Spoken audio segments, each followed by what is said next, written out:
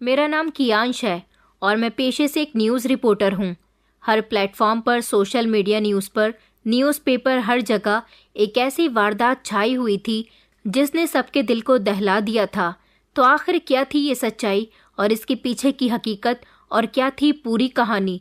यही जानने के लिए मैं ऐसी आरोपी लड़की के पास गया जिसने अपने और अपने पति के बीच किसी तीसरे इंसान को शामिल करने के बाद कुछ ऐसा किया जिसने शर्मिंदगी की सारी हदों को पार कर दिया।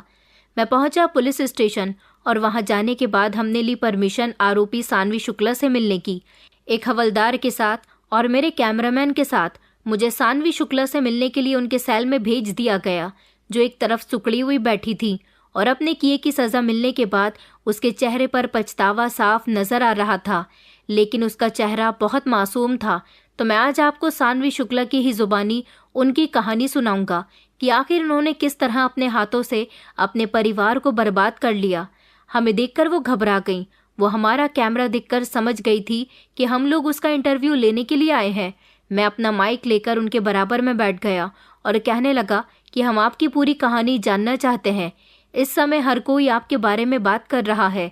हर कोई जानना चाहता है कि आखिर किस तरह से आपने इस घटना को अंजाम दिया, क्या क्या उतार चढ़ाव आए और आखिर क्या वजह थी कि आप ये सब करने पर मजबूर हो गईं। उसके चेहरे पर उदासी भरे एक्सप्रेशन छा गए। इस मासूम चेहरे की आंखों में आंसू भी थे। 27 साल और इतना बड़ा जुर्म कि कोई मास्टरमाइंड ही इतनी सफाई से ये सब कुछ कर सकता है। पहले तो वो आंखों में नमी लेकर काफ़ी देर तक ज़मीन को घूरती रही। फिर मैंने कहा कि आप हमें अपनी पूरी कहानी बताने के लिए तैयार हैं? उसने कहा कि जी, मैं आपको सब कुछ बताने के लिए तैयार हूँ, क्योंकि मुझे अपनी गलती का पछतावा है और मैं चाहती हूँ कि मेरी ये कहानी सुनकर कोई भी वो गलती ना करे जो मैंने की। मेरी की गई गलती अनजाने में नहीं थी, मैंने ये सब कुछ जानबूझकर किया था, क्योंकि कोई भी इंसान जब बहुत बड़ा जुर्म करने वाला होता है तो उसे अपने अंजाम की फिक्र नहीं होती। मुझे ये एहसास हो रहा था कि अगर मैं पकड़ी गई तो मेरा अंजाम बहुत बुरा होगा, मगर अब मैं किसी को मुंह दिखाने लायक नहीं हूँ। मैं एक बहुत बड़ी कातिल बन चुकी हूँ। पूरी दुनिया मुझे जान गई है। अब ये 4 दीवारी ही मेरी जिंदगी है। कोर्ट में मेरा मुकदमा चल रहा है। मैं जानती हूँ कि मेरा जुर्म जितना बड़ा है उस हिसाब से मुझे सजाए मौत ही दी जाएगी, लेकिन मरने से पहले लोगों को मेरी कहानी सुननी बहुत ज़रूरी है, ताकि उनको मेरी कहानी से एक ये सीख मिल सके कि हर इंसान को जितना मिले उसे उसी में ही खुश रहना चाहिए। ज़्यादा के चक्कर में हम वो भी खो देते हैं जो हमारे पास होता है। मैंने उनसे कहा, तो फिर आप अपनी कहानी शुरू कीजिए। उसने एक गहरी सांस भरी और कहने लगी, मैं सानवी शुक्ला, जिसने एक मिडिल क्लास फैमिली में आंखें खोली। जैसे जैसे बड़ी हुई, जवान हुई, मुझे हीरोइन बनने का शौक जागने लगा। ये बात है 2 जनवरी 2015 की, जब मेरी मुलाकात पहली बार अंकित से हुई थी। हमारे मोहल्ले में एक औरत थी जो सबकी कुंडलियां बनाया करती थी। मैं अपनी कुंडली बनवाने के लिए उनके पास गई हुई थी। वहीं पर मेरा सामना अंकित से हुआ। वो भी अपनी कुंडली बनवाने के लिए वहां पर आए हुए थे। इसी दौरान हम दोनों की वहां मुलाकात हुई। हम दोनों ने एक दूसरे को देखा और फिर हम दोनों की दोस्ती हो गई।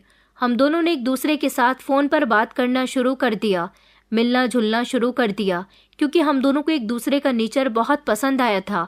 अब ये दोस्ती धीरे धीरे प्यार में बदल गई। हम दोनों एक दूसरे से बहुत प्यार किया करते थे। मेरे दिल में अंकित के लिए बहुत मोहब्बत थी। एक जज्बा था कि बस अंकित से मेरी शादी हो जाए। कुछ इसी तरह की मोहब्बत अंकित भी मुझसे किया करते थे।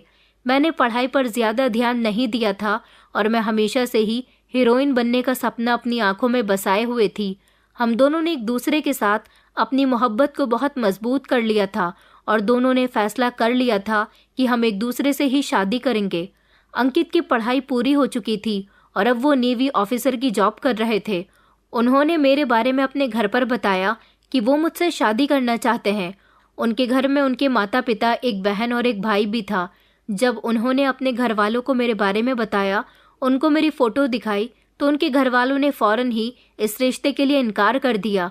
उनमें से कोई भी नहीं चाहता था कि हम दोनों की शादी हो, लेकिन मेरी मोहब्बत की खातिर अंकित अपने घर वालों के आगे अड़ गए और उन्होंने ज़िद कर ली कि अगर मुझे शादी करनी है तो सानवी शुक्ला से ही करनी है।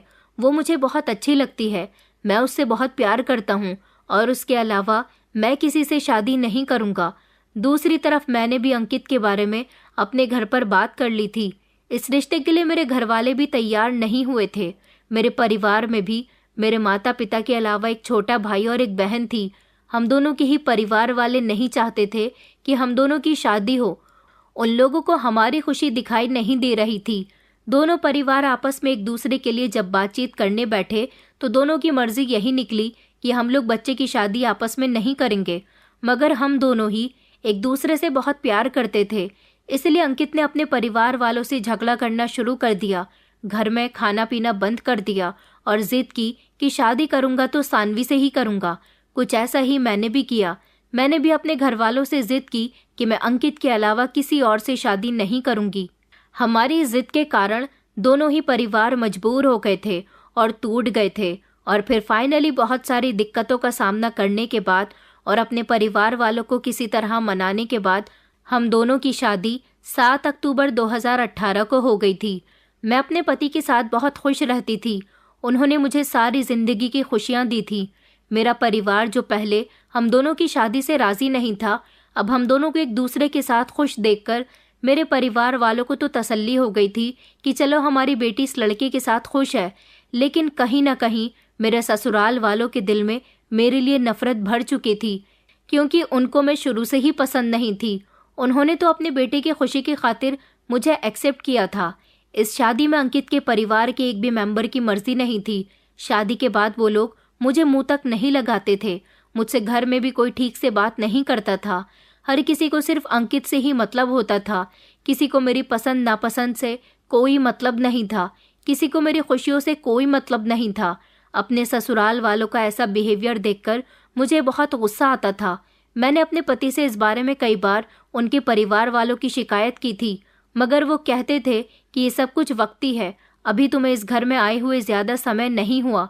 धीरे धीरे घर के सब लोग तुम्हारी तरफ से भी ठीक हो जाएंगे और तुम भी यहाँ एडजस्ट हो जाओगी। लेकिन मुझे अपने ससुराल वालों के साथ कोई खुशी नहीं मिलती थी। अपने पति की खातिर मैं सिर्फ उस घर में रह रही थी। जब मैंने भी उन लोगों का ऐसा बिहेवियर देखा तो उन लोगों से दूरी इख्तियार कर ली। मैं घर में अपना सब कुछ अलग अलग करने लगी थी। मेरी यह हरकत मेरे ससुराल वालों को पसंद नहीं आई तो उन्होंने अंकित से भी शिकवे गिले करने शुरू कर दिए और मुझे और अंकित को अपने घर से बेदखल कर दिया। अंकित समझ गए थे कि घर वालों को उनकी पत्नी पसंद नहीं है। हमें घर से बाहर निकाल दिया गया। उनके घर में सबसे ज़्यादा उनके पिता की ही चलती थी, इसलिए जैसा पिता कह देते वैसा घर के सदस्यों को करना होता था। शादी के 2 साल बाद अंकित मुझे लेकर अलग घर में शिफ्ट हो गए थे। मुझे यहाँ इस अलग घर में आकर काफ़ी सुकून मिला था। वैसे भी मैं यही चाहती थी कि मेरा पति अपने परिवार वालों के साथ न रहे। अब मैं इस अकेले घर में आने के बाद सब कुछ अपनी मर्जी के मुताबिक किया करती थी। मेरे पति अपनी नौकरी पर जाते थे और मैं घर में रहा करती थी और घर के सारे कामकाज किया करती थी। अपने मायके भी चली जाती थी। सब कुछ मेरी मर्जी के मुताबिक चल रहा था। कुछ समय बाद मुझे गुड न्यूज़ मिली और फिर शादी के पूरे 3 साल बाद मैंने बेटी को जन्म दिया। हमने अपनी बेटी का नाम सुमन रखा था और अब हम 2 से 3 मेंबर हो गए थे। मेरे अकेलेपन की साथी मेरी बेटी आ गई थी। मैं अपनी बेटी से बहुत प्यार किया करती थी। मेरे पति तो काम पर चले जाते थे और मेरा मन घर में अपनी बेटी के साथ लगा रहता था। धीरे धीरे समय गुजरता गया। मेरे पास स्मार्टफोन था। मैं मोबाइल से अपने दोस्तों के कांटेक्ट में रहती थी। मेरे जितने भी दोस्त थे उन सब ने एक व्हाट्सएप का ग्रुप बनाया था जिसमें हम सारे ही दोस्त एक दूसरे से बातें किया करते थे। मेरे इस ग्रुप में मैंने 8th क्लास तक जब पढ़ाई की थी उसके सारे ही स्टूडेंट्स मौजूद थे। मेरे सारे ही दोस्तों ने एक छोटे से क्लब में पार्टी रखी थी जिसमें हम सब लोग आपस में मिलने वाले थे। उन्होंने मुझे भी इनवाइट किया था, लेकिन मुझे वहां जाने के लिए अपने पति की परमिशन लेनी थी। रात को जब अंकित घर वापस आए तो मैंने उनको इस बारे में बताया कि मेरा एक व्हाट्सएप ग्रुप है जिसमें मेरे जितने भी क्लासमेट हैं वो सब वहाँ आएंगे और उन्होंने मुझे इनवाइट किया है। क्या मैं वहाँ चली जाऊँ? उन्होंने एक छोटे से क्लब में पार्टी रखी है। आज सब लोग आपस में मिलने के लिए इस पार्टी को अटेंड करेंगे। क्या मैं भी वहाँ चली जाऊँ? मुझे इस पार्टी का हिस्सा बनना है। मेरे पति ने कहा कि अच्छा ठीक है, तुम चली जाना, वैसे भी मैं तो ड्यूटी पर चला जाऊँगा। मैंने कहा लेकिन मैं सुमन का क्या करूँ? उस समय मेरी बेटी सुमन 6 महीने की थी। मैंने अपने पति से कहा अगर आप कहें तो मैं इसे इसकी नानी के यहाँ छोड़ आऊँ। जैसे ही मैंने ये बात कही तो मेरे पति ने कहा कि ठीक है, छोड़ देना, मुझे इस बात से कोई एतराज़ नहीं है, वैसे भी मुझे तो काम पर ही जाना है, ठीक है तुम चली जाना और सुमन को अपनी मम्मी के यहाँ छोड़ देना। मैं खुश हो गई थी क्योंकि आज मैं अपने पुराने दोस्तों से मिलने जाने वाली थी। मेरे पति ने कभी मुझ पर किसी तरह की कोई रोक टोक नहीं की थी। अगले दिन मेरे पति ड्यूटी पर जा चुके थे और मैं तैयार होकर सबसे पहले सुमन को अपने मायके छोड़ने के लिए चली गई थी और फिर उसके बाद मैं पार्टी करने के लिए वहाँ क्लब में चली गई। मैंने वहाँ जाकर देखा तो वहाँ काफ़ी सारे ऐसे मेरे क्लासमेट थे जो 8th क्लास तक मेरे साथ पढ़े थे। मैंने सिर्फ 9वीं कक्षा तक ही पढ़ाई की थी, मुझे पढ़ाई में कोई इंटरेस्ट नहीं था, इसलिए मैं 9वीं कक्षा में फ़ेल हो गई थी, जिसकी वजह से मैं आगे नहीं पढ़ सकी। मेरे घर वालों ने भी मुझसे दोबारा पढ़ने के लिए नहीं कहा। मुझे इस व्हाट्सएप ग्रुप से जोड़ा गया तो मैं बहुत खुशी महसूस कर रही थी कि आखिरकार पुराने दोस्तों से मुलाकात हो जाएगी, कि हम लोग आपस में रोज़ चैटिंग करते थे, बातचीत करते थे। यहाँ आने के बाद मैं बहुत खुश हुई थी। तभी मुझे मेरा एक क्लासमेट नितिन दिखाई देता है, जिसका घर मेरे नाना जी के घर के करीब ही था। उसे देखकर मैं बहुत ज़्यादा खुश हो गई थी। वो मेरा 8th क्लास तक का फ्रेंड रह चुका था। वो भी यहाँ आया हुआ था और सारे दोस्तों के साथ एंजॉय कर रहा था। मैं उसके बराबर में गई, उसको हाय हेलो बोला तो वो मुझे देखकर बहुत खुश हुआ था, क्योंकि इतने समय के बाद अपने पुराने दोस्तों को देखकर जिस तरह से मैं चौंक रही थी वो भी चौंक गया था। मैंने उससे पूछा कि तुम कैसे हो, तो उसने बताया कि मैं बिल्कुल ठीक हूँ, काफ़ी समय के बाद तुम्हें देखकर बहुत अच्छा लग रहा है। मैंने उससे पूछा क्या हो रहा है, आजकल क्या करते हो तुम। नितिन ने बताया कि तुम तो फेल होने के बाद गायब ही हो गई, लेकिन मैंने अपनी पढ़ाई जारी रखी। मैंने उसी स्कूल से इंटर तक पढ़ाई करने के बाद बीटेक की पढ़ाई की और अभी फ़िलहाल मैं सीए बनना चाहता हूँ और इसी की तैयारी में जुटा हुआ हूँ। नितिन के बारे में तो मुझे पता चल गया था। फिर नितिन ने वही सवाल मुझसे किया कि तुम कहाँ हो और तुम आजकल क्या कर रही हो। मैंने उसको बता दिया कि किस तरह मेरी मुलाकात अंकित से हुई थी और फिर हम दोनों ने एक साथ शादी कर ली। हमारे पास एक बेटी भी है और मैं उसके साथ बहुत खुश रहती हूँ। वहाँ तो हम लोगों ने खूब इंजॉय किया था। लगभग 3 घंटे की पार्टी थी और पार्टी ख़त्म होने के बाद जब मैं अपने घर आई तो बहुत खुश थी, क्योंकि नितिन पहले से काफ़ी चेंज हो गया था और बहुत ही इंटरेस्टिंग बातें करने लगा था। मैं अपनी बेटी को भी घर लेते हुए आ गई थी। अब नितिन और मेरी बातचीत चैटिंग से रोज़ हुआ करती थी। हम दोनों एक दूसरे के सुख दुख आपस में शेयर किया करते थे, बहुत क्लोज फ्रेंड बन गए थे। और फिर इसी तरह से बात करते करते इतना समय हो गया कि मैं नितिन को पसंद करने लगी और वो भी मुझे पसंद करने लगा। बात करने के दौरान उसने एक दिन मुझसे अपनी मोहब्बत का इजहार किया तो मैं उसे इनकार न कर सकी। ये सब हम दोनों की लगातार बातें करने का नतीजा था। मेरे पति को इस बारे में कुछ भी पता नहीं था और अब तो मैं चुपके चुपके नितिन से मिलने के लिए भी जाया करती थी। फिर कुछ समय इसी तरह से गुजर गया और मेरे पति की दुबई में नौकरी लग गई। वो 22 दिसंबर 2023 को दुबई चले गए और फिर यहाँ मुझे और ज़्यादा आज़ादी मिल गई थी। घर में कोई नहीं होता था, वैसे भी ये घर रेंट का था और घर में सिर्फ मेरे साथ मेरी बेटी हुआ करती थी। मेरी बेटी भी अब काफ़ी बड़ी हो चुकी थी। अब मेरा ध्यान मेरी बेटी से भी हटता जा रहा था और मैं अपने पति की आंखों में धूल झोंक रही थी। मेरे लिए अब सब कुछ नितिन ही बन गया था। नितिन का मेरी ज़िंदगी में शामिल होने के बाद मैं अपनी बेटी पर भी ज़्यादा ध्यान नहीं दे पा रही थी। मैं हर बार तो उसे अपने मायके छोड़कर नहीं जा सकती थी, इसलिए अब मैं उसे घर में ही सुलाकर चली जाया करती थी। कई बार मैंने देखा था कि मेरी बेटी रो रो कर बेहाल हो जाती थी, मगर मैं उसे चॉकलेट देकर खामोश करवा दिया करती थी। वो बिल्कुल ठीक हो जाती थी। एक दिन मैंने नितिन को अपने घर ही बुला लिया था। हम दोनों एक दूसरे के साथ दूसरे कमरे में अकेले थे और एक कमरे में मेरी बेटी सो रही थी। नितिन जब आया था तो मैं घर का दरवाज़ा बंद करना भूल गई थी। नितिन और मैं एक दूसरे की बाहों में बाहें डालकर खूब सारी बातें कर रहे थे। मेरी बेटी कब उठ गई, कब रोने लगी, मुझे पता ही नहीं चला। वो शायद काफ़ी समय से रो रही थी। हमारे पड़ोस में ही हमारा मकान मालिक रहा करता था। उसे शायद मेरी बेटी के रोने की आवाज़ चली गई। उसने अपने मन ही मन में कहा कि पता नहीं कैसी माँ है, कब से बच्ची रो रही है, उस पर ध्यान ही नहीं दे रही। ऐसा लगता है कि बच्ची को हर बार की तरह छोड़कर चली गई है। मकान मालिक ने सोचा कि मुझे जाकर देखना चाहिए कि आखिर क्या बात है, क्योंकि बच्ची को रोते हुए काफ़ी समय हो गया। जिस कमरे में मेरी बेटी थी वहाँ की खिड़कियाँ खुली हुई थी, इसलिए उसके रोने की आवाज़ बाहर जा रही थी। मकान मालिक ये देखने के लिए कि सुमन क्यों रो रही है, वो जब हमारे घर के दरवाजे पर आए तो हैरान रह गए कि घर का दरवाज़ा तो खुला हुआ है। वो दरवाज़ा खोलकर अंदर दाखिल हुए। उन्होंने कमरे में आकर पहले मुझे और नितिन को एक साथ ऐसी कंडीशन में देख लिया। वो मुझे और नितिन को ऐसे देखकर हैरान रह गए और खामोशी से पीछे हट गए। मुझे और नितिन को भनक भी नहीं पड़ी कि हम दोनों को मकान मालिक देख चुका है। हम दोनों तो एक दूसरे में इतना खोए हुए थे कि हमें कुछ न तो सुनाई दे रहा था और न ही दिखाई दे रहा था। उसके बाद वो दूसरे वाले कमरे में गए जहाँ पर मेरी बेटी रो रही थी। उन्होंने मेरी बेटी को भी रोते हुए ही छोड़ दिया। वो जानते थे कि अगर उन्होंने मेरी बेटी को गोद में लिया या फिर उसे चुप करवाने की कोशिश की तो मैं उनकी सच्चाई जान जाऊंगी और समझ जाऊंगी कि उन्होंने मुझे और नितिन को रंगे हाथों पकड़ लिया। इसलिए वो खामोशी से दबे पांव घर से बाहर निकल गए और फिर उन्होंने अंकित को फ़ोन किया और अंकित को फ़ोन करके बताया कि आज मैंने तुम्हारी पत्नी को किसी लड़के के साथ कमरे में आपत्तिजनक स्थिति में देखा है। तुम अगर अपना घर बचाना चाहते हो तो इस बात पर गौर करो। तुम्हारी पत्नी को तुम्हारी बेटी की भी परवाह नहीं है। उसने सब कुछ अंकित को बता दिया था। अंकित ये सब सुनकर अपना सर पकड़कर बैठ गए थे। वहाँ दुबई में वो बहुत परेशान थे। अंकित ने मुझे रात के समय फ़ोन किया और कहा कि आज मकान मालिक ने मुझसे तुम्हारी शिकायत की है और ये तुम क्या करती हो कि मर्द को घर में बुला रही हो। ये तुम बिल्कुल भी ठीक नहीं कर रही हो। अंकित इस बात का विरोध कर रहे थे।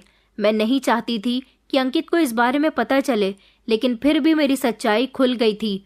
मैंने अंकित से माफ़ी मांग ली और कहा कि मुझसे गलती हो गई और मैं अपनी इस गलती पर शर्मिंदा हूँ। आइंदा मैं ऐसी कोई गलती नहीं करूँगी। अंकित मुझसे बहुत प्यार करते थे और बड़े भरोसे के साथ वो मुझे यहाँ छोड़कर गए थे। उन्होंने मुझे फुल आज़ादी दी थी, लेकिन मैं उनकी दी गई आज़ादी का गलत इस्तेमाल कर रही थी।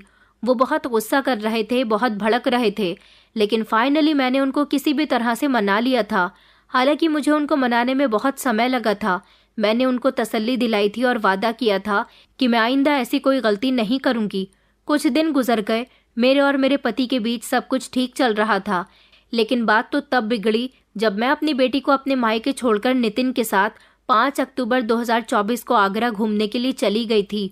उस दौरान नितिन ने मुझसे मेरा मोबाइल बंद करवा दिया था, जबकि मैंने उससे कहा था कि तुम ऐसा मत करो, मेरे पति को शक हो जाएगा। और वही हुआ। उसने मेरी बात नहीं मानी। मैं वहाँ उसके साथ 10 दिन तक रही। मेरे घर वालों को भी शक हुआ और मेरे पति को भी मुझ पर शक हो गया था।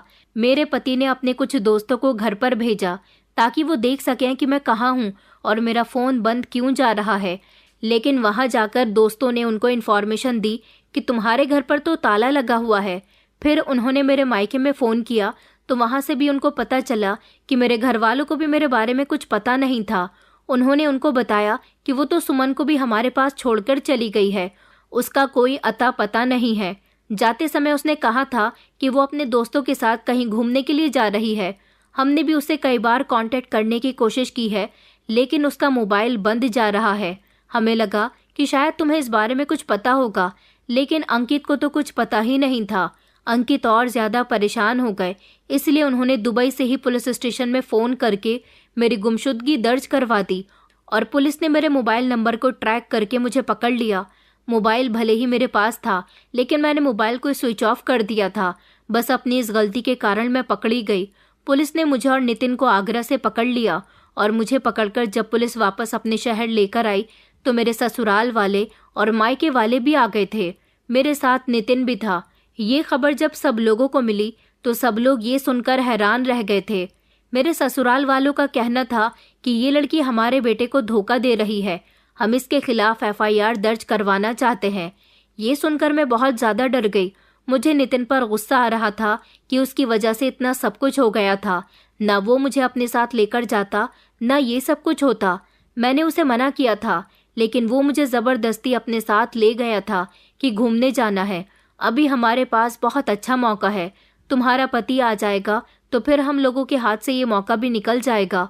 बस मैं भी यही सोचकर उसके साथ चली गई थी, मगर मुझे नहीं पता था कि मेरी सच्चाई दोबारा से खुलकर सबके सामने आ जाएगी और इस बार तो पुलिस तक पहुंच जाएगी। मैंने अपने ससुराल वालों से और मायके वालों से माफ़ी मांगी थी कि मुझसे बहुत बड़ी गलती हो गई। मेरे घर वाले चाहते थे कि मेरा घर बस जाए, लेकिन मेरे ससुराल वाले चाहते थे कि मैं उनके बेटे की ज़िंदगी से निकल जाऊं। मैं एक अजीब सी उलझन में फंस गई थी। इसलिए मैंने अपने आप को बचाना ही बेहतर समझा। मैंने अपने पति को चुना। सब लोगों से कह दिया कि मैं अंकित के साथ रहना चाहती हूँ, नितिन के साथ नहीं। पुलिस वाले भी यही चाहते थे कि दोनों परिवारों की बदनामी न हो, इसलिए पुलिस स्टेशन में ही सुलह हो गई और मामला बदनामी के डर से दबकर रह गया। लेकिन परिवार वाले ये जान चुके थे कि मेरा अफेयर इस लड़के यानी नितिन के साथ हो चुका है। मैं नितिन के बहुत करीब पहुंच चुकी हूँ। नितिन इस बात से बहुत नाराज हुआ था कि मैंने उसको छोड़कर अपने पति को सिलेक्ट कर लिया और सब लोगों के सामने उसको छोड़कर उसकी इंसल्ट करवा दी। वो भी खामोश रहा, उसने कोई एक्शन नहीं लिया, लेकिन वो मुझसे बहुत नाराज हो गया था। पुलिस ने उसे छोड़ दिया था और मुझे भी, लेकिन मेरे पति बहुत भड़के हुए थे। उनका बस नहीं चलता कि वो यहाँ आ जाते। वो मुझसे फ़ोन पर बहुत झगड़ा करने लगे कि आखिर तुम क्या करती फिर रही हो। पहले भी एक बार मैं तुम्हें माफ़ कर चुका हूँ। इस बार भी मैंने जैसे तैसे अंकित को समझा लिया था, उसका गुस्सा बर्दाश्त कर लिया था और उससे अपने किए की माफ़ी मांग ली थी। उसे भरोसा भी दिला दिया था कि फिर से ऐसा कुछ नहीं होगा। लेकिन अब दोनों ही परिवार मेरे खिलाफ हो गए थे। मेरा ससुराल तो पहले ही मेरे खिलाफ था। अब मेरे मायके वाले भी मुझे अच्छा नहीं समझते थे। हालांकि वो मेरी बेटी से बहुत प्यार किया करते थे, क्योंकि मैंने ज़्यादातर अपनी बेटी को उनके पास ही छोड़ा हुआ था। मुझे भी अब अकेला रहना ही पसंद था, इसलिए मैं अपने घर में ही रहती थी। ससुराल तो मैं पहले ही नहीं जाती थी। अब मैंने अपने मायके जाना भी छोड़ दिया था। मायके वालों ने काफ़ी कोशिश की थी कि या तो वो मुझे अपने साथ रखें या फिर मुझे मेरे ससुराल भेज दें, लेकिन मैं अकेली रहना चाहती थी। मैंने किसी की कोई बात नहीं मानी। मेरे घर वालों को इस बात का डर था कि मैं दोबारा से नितिन के कांटेक्ट में ना आ जाऊं। वो लोग मुझे अकेला छोड़ना नहीं चाहते थे, लेकिन मुझे तो आज़ादी पसंद थी। आज़ादी मुझे सबसे ज़्यादा इसीलिए पसंद थी क्योंकि नितिन मेरे घर पर कभी कभी आ जाया करता था। वक्त इसी तरह से गुजरता जा रहा था। अंकित को दुबई में 1.5 साल हो चुका था। मेरे पति का 2 साल का वीज़ा था और ये मैं अच्छी तरह से जानती थी कि उनका वीज़ा कब ख़त्म होगा और वो अपने वीज़े को रिन्यूअल करवाने के लिए ज़रूर आएंगे। लोगों को लगता था कि मैंने नितिन से मिलना जुलना ख़त्म कर दिया, लेकिन ऐसा कुछ भी नहीं था। ये सिर्फ उनकी सोच थी। मेरे दिल से अंकित की मोहब्बत नितिन के आने के बाद से ही ख़त्म हो गई थी। इसलिए अब अंकित के लिए मेरे दिल में कुछ नहीं बचा था। मैंने अब अपने दिमाग में एक प्लानिंग बना ली थी जिस पर मुझे अब कामयाबी हासिल करनी थी। मैं उसी दिन रात के समय अपनी बेटी के साथ पास के ही डॉक्टर के यहाँ चली गई और वहाँ जाकर मैंने डॉक्टर को बताया कि डॉक्टर साहब, मेरी तबीयत कुछ ठीक नहीं है। मुझे बहुत अजीब अजीब महसूस होता है। सारी रात मैं जागती रहती हूँ। मैं डिप्रेशन का शिकार होती जा रही हूँ। मेरे सर में इतना ज़्यादा दर्द रहता है कि मुझे नींद नहीं आती। शायद ये दर्द नींद न आने की वजह से है। बस मुझे कोई ऐसी दवाई दे दीजिए जिससे मुझे ज़्यादा से ज़्यादा नींद आ जाए, मैं सुकून से सो जाया करूं और मेरे सर का दर्द भी ख़त्म हो जाए। डॉक्टर ने मेरी पूरी बात सुनने के बाद कहा कि मैं आपको कुछ दवाइयाँ लिखकर दे रहा हूँ। आप इन दवाइयों को खाना खाने के बाद ले लेना, आपको अच्छी नींद आएगी और सर में दर्द भी नहीं रहेगा। मैं ये दवाइयाँ अपने लिए लेकर नहीं आई थी। मैं तो बिल्कुल ठीक थी। मुझे कुछ नहीं हुआ था, बल्कि मैं तो ये दवाइयाँ अपने पति अंकित के लिए लेने गई थी। उसी दिन घर आकर मैंने online 8 kilo bleach powder order किया। मुझे ब्लीच की ज़रूरत थी। मुझे घर की कुछ साफ़ सफाई करनी थी, कुछ गंदगी दूर करनी थी। कुछ दिन और इसी तरह से गुजर गए। मुझे अपने पति के घर आने का इंतज़ार था, लेकिन मुझे नहीं पता था कि मेरा पति मेरे लिए अपने दिमाग में सरप्राइज़ प्लान करके बैठा हुआ है। दरअसल मेरा बर्थडे आने वाला था। मेरा बर्थडे 5 मार्च को होता था और मेरा पति 2 मार्च को घर आने वाला था ताकि मुझे सरप्राइज़ दे सके। और 7 मार्च को सुमन का भी बर्थडे था, इसलिए उसने सोचा कि मैं घर चला जाता हूँ। इस तरह पत्नी और बेटी को सरप्राइज़ मिल जाएगा और उन दोनों का बर्थडे भी एक साथ सेलिब्रेट हो जाएगा। और इससे पहले मैंने 3 सोशल मीडिया पर फेक अकाउंट्स भी बनाए हुए थे। एक तो नितिन की माँ के नाम से, एक नितिन की बहन के नाम से और एक नितिन के भाई के नाम से, क्योंकि मैं उसकी पूरी फैमिली के नाम अच्छी तरह से जानती थी। फेक अकाउंट बनाने के बाद मैं खुद ही नितिन से बातचीत करने लगी थी, क्योंकि वो मुझसे बात नहीं कर रहा था। उसने मुझे हर तरफ से ब्लॉक किया हुआ था। मैंने जब ये फेक अकाउंट बनाए तो मैं खुद ही उससे बातचीत करने लगी, जिससे उसे पता ही नहीं चला कि ये मैं हूँ। उसको लगा कि उसके फैमिली मेम्बर्स ही हैं। उसकी फैमिली वैसे भी दूसरे शहर में रहती थी और वो यहाँ रहकर पढ़ाई कर रहा था। मैंने उसके फैमिली मेम्बर्स के नाम से सोशल मीडिया अकाउंट बनाकर उससे चैटिंग करनी शुरू कर दी। उसके दिल में ये बात साबित कर दी कि तुम्हारी और सानवी की जोड़ी बहुत अच्छी है। हम जानते हैं कि तुम वहाँ पर एक लड़की से मोहब्बत करते हो। हमें सब कुछ पता चल गया है। तुम दोनों की जोड़ी आसमान में बनी है। तुम दोनों को हमेशा हमेशा के लिए एक होना चाहिए। लेकिन हम जानते हैं कि उस लड़की का पति भी है। अगर तुम्हें अपनी मोहब्बत को कामयाब बनाना है तो तुम्हें उसके पति को रास्ते से हटाना होगा, मतलब कि उसके पति का वध करना होगा, क्योंकि वो तुम दोनों के बीच की रुकावट बन रहा है। मैं ये सारी बातें नितिन से किया करती थी और उसे ऐसा लगता था कि उससे उसकी माँ चैटिंग कर रही है, जबकि उसकी माँ तो 15 साल पहले मर चुकी थी और माँ के मरने के बाद उसके पिता और भाई बहन दूसरे शहर में रहते थे और वो यहाँ रहकर अपनी पढ़ाई को अंजाम दे रहा था। उसको मैं अच्छी तरह से बेवकूफ़ बनाने में कामयाब रही थी। उसको मैंने ये बताया था कि मैं तुम्हारी माँ की आत्मा हूँ जो तुमसे चैटिंग कर रही हूँ। उसे यही लगा कि कोई ऐसी शक्ति है जो उसकी माँ से बात कर रही है, क्योंकि मैं उसके साथ जब चैटिंग करती थी तो उसमें कुछ इमोशंस होते थे जिससे वो इमोशनल हो जाया करता था। उसे लगता था कि सोशल मीडिया पर जहाँ उसका अकाउंट है उसकी माँ उससे वहीं पर बातचीत करती है, लेकिन वो ये नहीं जानता था कि जिससे वो बातचीत कर रहा है वो उसकी प्रेमिका सानवी है, जिसकी एक बेटी है, जिसका एक पति है और जिसकी वजह से उसे उस दिन पुलिस स्टेशन में बहुत शर्मिंदा होना पड़ा। वो मेरी हर बात मानता था। उसके दिल में मेरे लिए नाराज़गी थी, लेकिन इन सारी बातों से उसका ध्यान दोबारा से मेरी तरफ आने लगा था। अब उसने तय कर लिया था कि जैसा उसकी माँ कह रही है वो बिल्कुल वैसा ही करेगा और मेरा बनकर रहेगा। और फिर उसके बाद नितिन ने मुझसे कांटेक्ट किया। हम दोनों ने आपस में बात की और अंकित की मौत का प्लान बनाया। सोचा कि अंकित को मारने के बाद हम दोनों एक साथ रह सकेंगे। लेकिन अचानक 2 मार्च की रात को अंकित घर आ गए, जिन्हें देखकर मैं शॉक्ड रह गई थी। मेरे पास दवाई तो पहले से ही थी। मैंने फौरन ही नितिन को फ़ोन करके अपने पति के आने के बारे में बता दिया था और उनको मारने की प्लानिंग के बारे में भी नितिन को बता दिया था। हम उनको बेहोशी की हालत में मारना चाहते थे। जिस दिन अंकित घर आए थे उसके अगले ही दिन सुबह में मैं अपने मायके जाने के बहाने से बाजार चली गई थी और वहां जाकर मैंने 2 चाकू खरीदे थे जिनकी कीमत 800 रुपये थी। जब मैं ये चाकू खरीद रही थी तो दुकान के मालिक ने कहा कि मैडम, आपको इन बड़े बड़े चाकुओं की क्या ज़रूरत पड़ गई। मैं उसकी बात सुनकर घबरा गई। फिर जल्दी से मैंने उसे झूठ बोल दिया और कहा कि कभी कभी हमारे यहाँ चिकन बनता है, देसी चिकन, जिसको हम घर में ही काट कर पका लेते हैं। बस उसी को काटने के लिए इन बड़े चाकुओं की ज़रूरत पड़ गई। आप पैसों की परवाह मत कीजिए, मैं आपके पूरे पैसे दूंगी, आप चिंता ना करें। दुकानदार मेरी बात पर खुश हो गया था। उसने मुझे चाकुओं की 800 रुपये की रकम बताई तो मैंने उसे पूरे 800 रुपये ही दिए थे। मुझे तेज़, धारदार और अच्छे चाकू मिल गए थे। फिर जिस दिन मेरा बर्थडे था 5 मार्च, उस दिन मेरे पति ने मेरे साथ मेरा बर्थडे सेलिब्रेट किया। हम लोग बाहर घूमने के लिए चले गए।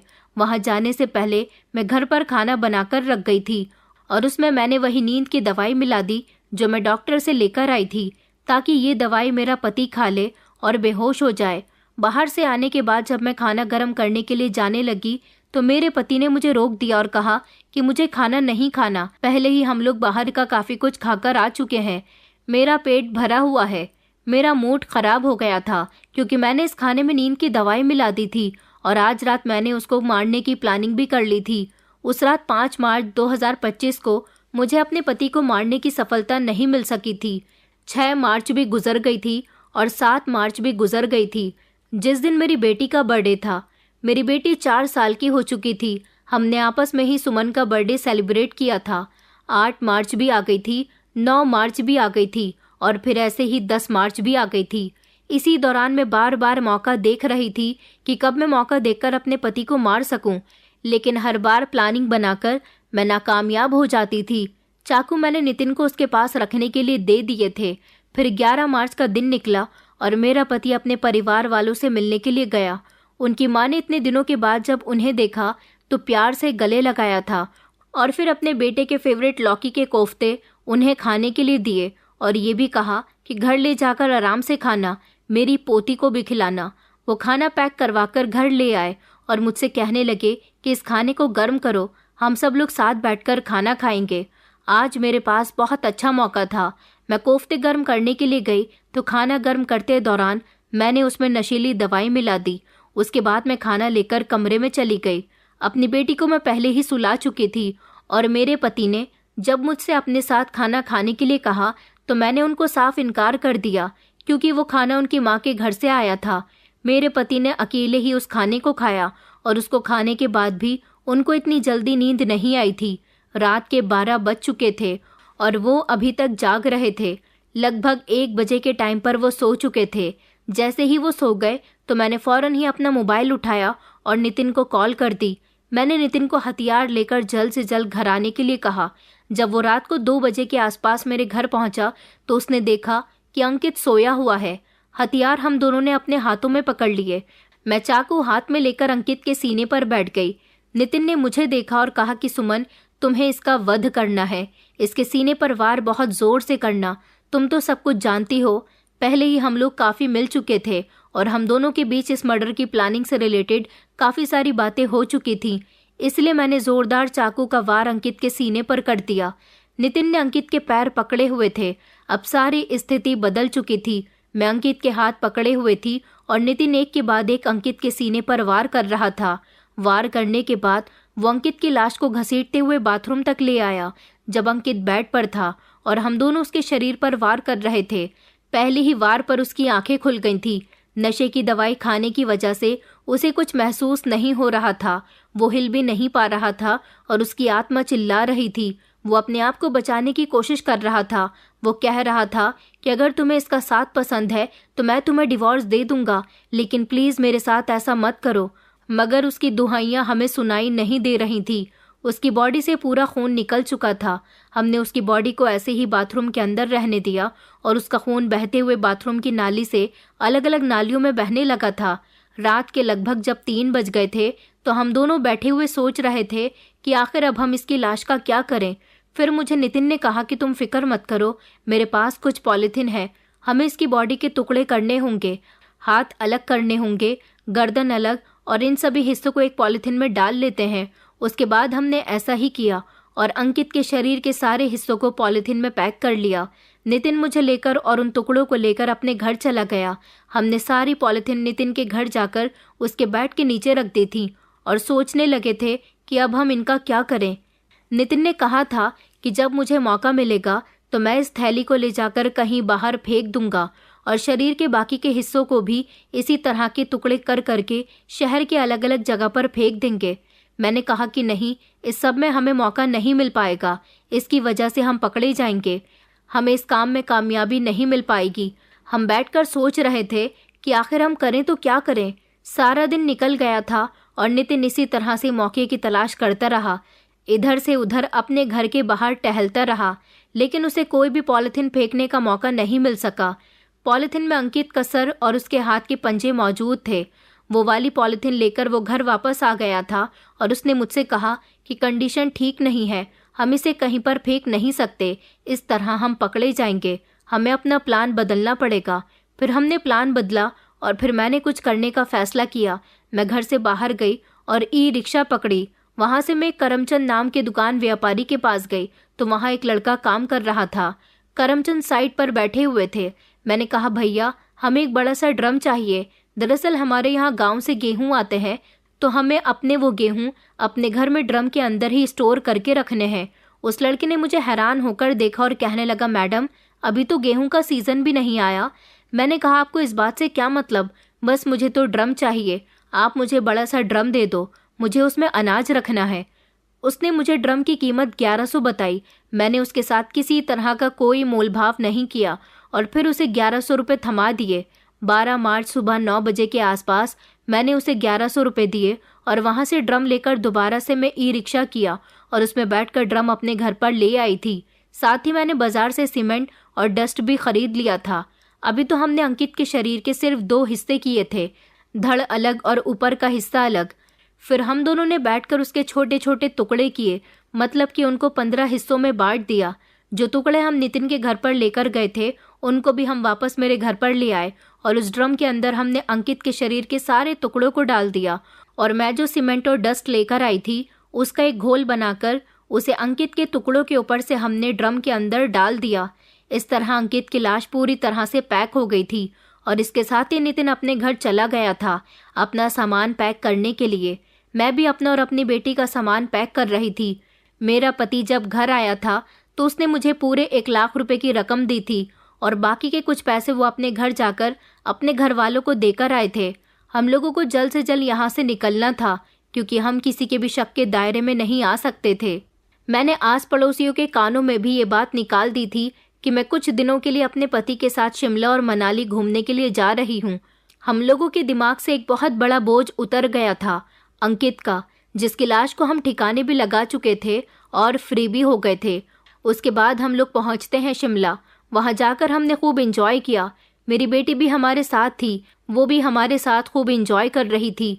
हम बार बार उसी ड्रम का भी जिक्र कर रहे थे, लेकिन हम ये नहीं जानते थे कि हमारे साथ सुमन भी है। वो बच्ची भले ही है, लेकिन हमारी कुछ बातों को वो कैच कर चुकी थी। जब तक हमारे पास पैसे रहे हमने शिमला में खूब इंजॉय किया। नितिन का बर्थडे भी इसी मंथ में था। 16 मार्च 2025 को हमने शिमला में होटल के कमरे में केक काटकर नितिन का बर्थडे सेलिब्रेट किया और वहाँ पर मैं और नितिन एक दूसरे के साथ अंकित की मौत का जश्न मना रहे थे और खूब डांस कर रहे थे। जब तक हमारे पास पैसे थे हम घूमते रहे, लेकिन जैसे ही हमारे पास पैसे खत्म हुए तो वापस हम अपने शहर आ गए थे। हम लोग 20 मार्च 2025 की रात को 10 बजे अपने घर पहुंचे थे। मैं भी अपने घर आ गई थी। उसी समय मैंने अपनी माँ को वीडियो कॉल की और उनको बताया कि माँ, बहुत कुछ गलत हो गया। मैंने अपनी आंखों में आंसू उतार लिए थे और कहा कि अंकित के घर वालों ने उनको जान से मार दिया। मेरी माँ के बराबर में ही मेरे पापा भी बैठे हुए थे। उन्होंने कहा कि जैसी भी बात है यहाँ आकर करो, फ़ोन पर मत करो, तुम जल्द से जल्द अभी और इसी समय घर आ जाओ। मैं उसी समय अपने मायके चली गई थी और रोने की एक्टिंग करने लगी। मैंने अपने माता पिता को एक अनटोटी सी कहानी बनाकर सुना दी थी कि पहले ही अंकित के परिवार वाले हमारी शादी के खिलाफ थे, उनको बेदखल कर दिया गया था और अब तो उन्होंने यहाँ उनके आने के बाद उनकी जान भी ले ली है। लेकिन मेरे घर वालों को तो मेरी बात पर कोई यकीन ही नहीं हुआ था, क्योंकि मेरे पापा ने मुझसे सवाल किया कि जब वो लोग तुम्हारे पति को मारने के लिए आए थे और तुम्हारे मुताबिक उन्होंने घर में घुसकर अंकित को मारने की कोशिश की, तो उस समय तुमने शोर क्यों नहीं मचाया? तुमने मदद के लिए किसी को आवाज़ क्यों नहीं लगाई? तुमने अपने पति को अपनी तरफ से बचाने की कोशिश क्यों नहीं की?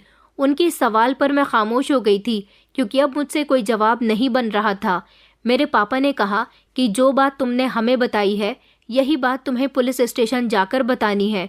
पुलिस स्टेशन का नाम सुनकर तो मेरे पैरों तले से ज़मीन निकल गई। मैं घबरा गई। मेरा ही प्लान मुझ पर उल्टा पड़ता जा रहा था। मैंने अपने पैरों पर खुद कुल्हाड़ी मार ली थी और मेरे घर वालों के दिल में शक पैदा हो गया था। मेरे मम्मी पापा मुझे ज़बरदस्ती पुलिस स्टेशन लेकर चले गए थे। वो दिन था 21 मार्च 2025 का। उन्होंने कहा कि हमारी बेटी इस तरह से हमें बता रही है, जैसी भी बात है आप लोग जांच पड़ताल कीजिए। पुलिस वाले मेरे साथ सख्ती करने लगे। उनके ढेर सारे सवाल जवाब मुझसे नहीं दिए जा रहे थे। मैं तो घबरा रही थी। न जाने क्यों अब मेरा दिल बेचैन हो रहा था। मुझसे किसी भी तरह का झूठ नहीं बोला जा रहा था। मुझे समझ नहीं आ रहा था कि आखिर ये मैंने क्या कर दिया। मेरी माँ भी कह रही थी कि कितने दिनों से मैं तुमसे कह रही हूँ कि अंकित कहाँ है, मेरी उससे बात करवाओ, मगर तुम मुझे बार बार टाल रही थी। मुझे तो तुम पर ही शक हो रहा है, बताओ क्या बात है। एक लेडी पुलिस ऑफिसर मेरे साथ आई, मेरे साथ पूछताछ करने लगी। इतने में ही उसने मेरे मुंह पर एक थप्पड़ मारा और कहा, जैसी भी बात है हमें सच सच बताओ, क्योंकि तुम्हारे चेहरे के एक्सप्रेशन कुछ और ही बता रहे हैं। अब क्या था, मैं यहाँ से ना तो भाग सकती थी और ना ही और ज़्यादा झूठ बोल सकती थी। इसलिए मैंने पुलिस को सब कुछ सच सच बता दिया कि मैं किस तरह से और किस वजह से अपने पति को जान से मार दिया है और उनकी लाश के साथ क्या किया। पुलिस वालों ने पूछा कि तुम्हारे पति की लाश कहाँ पर है, तो मैंने उनको बताया कि लाश तो हमारे ही घर में मौजूद है। मुझे पुलिस ने अपनी हिरासत में ले लिया था और साथ ही नितिन को भी, और अब पुलिस अपनी इन्वेस्टिगेशन में जुट गई थी। मेरी बेटी मेरे माता पिता के पास थी। ऐसा होने से मेरे हाथ पैरों की जान निकल रही थी। पुलिस वालों ने अपने कुछ पुलिस ऑफिसर्स को मेरे घर पर भेजा। जब पुलिस ऑफिसर ने कहा कि सर यहाँ पर तो कुछ भी नहीं है, ऐसा लगता ही नहीं कि यहाँ पर मर्डर हुआ है। फिर मुझसे पूछा गया कि बताओ तुम्हारे पति की लाश कहाँ है, कहाँ छुपाया है तुमने उसको। तो मैंने बताया कि लाश तो बाथरूम में है। पुलिस इंस्पेक्टर ने कहा कि यहाँ लाश नहीं है, सिर्फ एक ड्रम रखा हुआ है। मैंने बताया कि उसी ड्रम के अंदर मैंने अपने पति को दबा दिया। फिर उस ड्रम को निकाला गया और फिर मुझसे पूछताछ की गई तो मैंने उनको डिटेल के साथ बताया कि हमने इस ड्रम को यहाँ से हटाने की बहुत कोशिश की थी, लेकिन ये ड्रम बहुत ज़्यादा भारी हो चुका था क्योंकि इसमें जो सीमेंट था वो पत्थर बन चुका था। मुझसे और नितिन से भी ये हिल नहीं रहा था। हम इसे घर से बाहर फेंकना चाहते थे। शिमला से आने के बाद हमने इसको घर से निकालने की बहुत कोशिश की थी, मगर वो ड्रम निकल ही नहीं पा रहा था। हम दोनों से हिल भी नहीं रहा था। नितिन ने फ़ोन करके 4 मजदूरों को बुलाया। हम सब लोग 6 लोग हो गए थे, फिर भी वो ड्रम नहीं हिल रहा था। वो मजदूर भी चले गए।